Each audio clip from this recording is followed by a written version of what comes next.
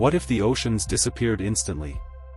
Let's suppose that, one moment, Earth looked perfectly normal, vast blue oceans covering 71% of the planet, gentle waves lapping on beaches, clouds drifting peacefully overhead, and the next moment, all of it was gone.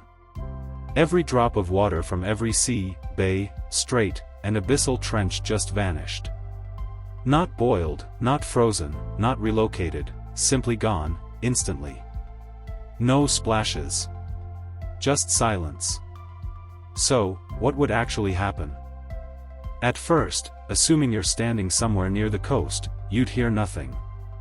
Just the sudden stillness of air, the sound of waves gone quiet, and then, maybe the sound of something collapsing in the distance. That sound would become a roar. The oceans were heavy. Very heavy. Every cubic meter of seawater weighs about a ton. Multiplied across Earth's surface, that's roughly 1.4 billion cubic kilometers of mass, now suddenly missing. This isn't just a plumbing problem. It's a gravitational one. The Earth's crust, previously weighed down by the sheer mass of oceans, would rebound. Fast. This is called isostatic rebound, and while it usually happens slowly after glaciers melt, here it's instantaneous. Coastlines would buckle. Tectonic plates would shift violently. Earthquakes would erupt across every major fault line, not just around the Pacific Ring of Fire, but even in areas that rarely see tectonic activity. Cities near old shorelines, San Francisco, Tokyo, Sydney, New York, would be shredded by seismic waves. Skyscrapers, built to handle winds and maybe an earthquake or two, would now dance like tuning forks. Meanwhile, the atmosphere would panic. The oceans do more than sit around looking pretty, they regulate temperature, store carbon, and most importantly, act as Earth's massive humidifier. Without them, all that water vapor in the atmosphere would start to vanish, rapidly. Within hours, clouds would dissipate. Rain would stop. Entire weather systems would collapse. Storms, at least as we know them, would vanish. But that's not as comforting as it sounds. Because once the oceans are gone, the heat begins. During the day, the oceans absorb enormous amounts of solar energy, keeping Earth from overheating. Without that thermal sink, surface temperatures would swing wildly. Daytime temperatures would spike to deadly levels. Deserts would expand rapidly. Meanwhile, at night, without water to retain heat, temperatures would plunge. Imagine 50 degrees Celsius during the day and minus 30 degrees Celsius at night, and that's near the equator. What's left of life would be confused, then cooked, then frozen. And the marine life? Well, they'd be gone instantly. Every whale, fish, jellyfish, krill, snap, vanished along with their habitat. Coral reefs, now exposed to open air, would bleach and crumble. The Great Barrier Reef would become the Great Crumbling Dust. Beaches would turn into endless mudflats, cracked and dry within days. The smell alone would be unbearable, billions of tons of sea life decomposing in the sun.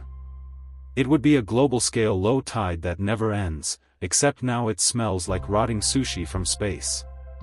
Speaking of space, astronauts aboard the ISS would notice something bizarre. Earth would no longer look blue. It would be brown, red, gray, like a bruised marble. The lush, wet shimmer of the blue planet would be reduced to dusty wasteland.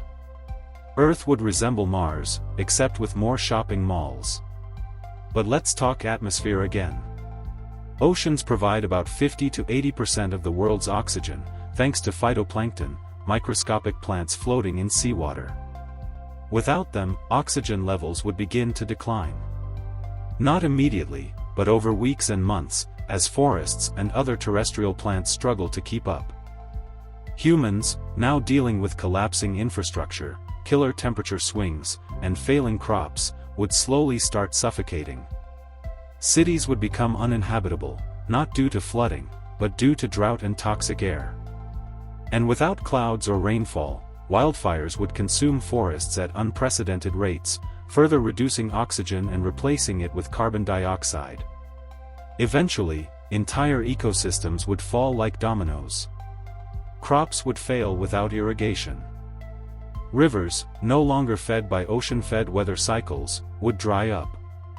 The water cycle would effectively stop. There would be no clouds, no rain, and no snow. Just dust. Dust, wind, and fire. You might think underground aquifers could save us, but they too would begin to dry up without replenishment. Every glass of water would become precious. Wars, assuming governments still function, would be fought over wells. Desalination plants? Useless. There's nothing left to desalinate. Bottled water would become currency. A single liter could buy you a car, if cars still worked and anyone still cared. Some scientists and billionaires might try launching water from space, comets, icy asteroids, maybe a few hopeful experiments with lunar ice. But they'd be too slow. By the time one successful payload reaches Earth, half the planet would be uninhabitable, and the other half wouldn't be far behind. You'd be lucky to survive long enough to see the first comet arrive, and unlucky enough to witness the argument over who gets to drink it. If you were wondering whether this would somehow help with sea level rise, the answer is yes, in the same way chopping off your head cures a headache. And in the final stage of Earth without oceans, if you could survive long enough to witness it, the continents would begin to crack apart. The pressure imbalance would rupture tectonic plates, releasing magma in places never meant to hold it. Entire mountain ranges might split like dry cake. Volcanoes would erupt not from usual hotspots, but randomly, violently, unpredictably. Eventually, Earth would become a dry, broken husk. The last surviving humans, if any, would huddle underground, sipping from recycled condensation, telling stories of a time when the planet had oceans, clouds, and waves.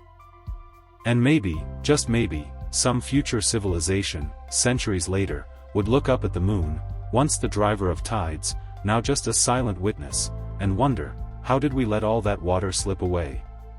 Subscribe for more interesting